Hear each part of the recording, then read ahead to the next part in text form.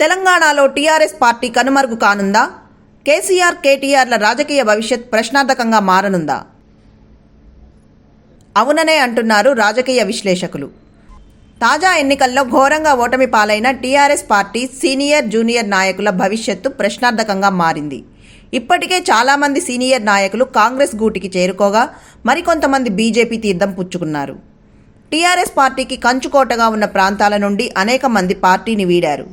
కీలక నేతలు దానం నాగేందర్ కాంగ్రెస్లో చేరగా మాజీ మంత్రి మల్లారెడ్డి, భువనగిరి ఎమ్మెల్యే పైళ్ల శేఖర్ రెడ్డి కూడా అదే బాటలో ఉన్నారు.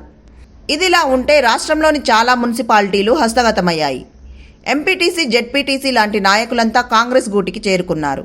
ఇక లేటెస్ట్గా జీహెచ్ఎంసీ మేయర్ గద్వాల విజయలక్ష్మి తన అనుచరులతో కాంగ్రెస్ పార్టీలో చేరిపోయారు.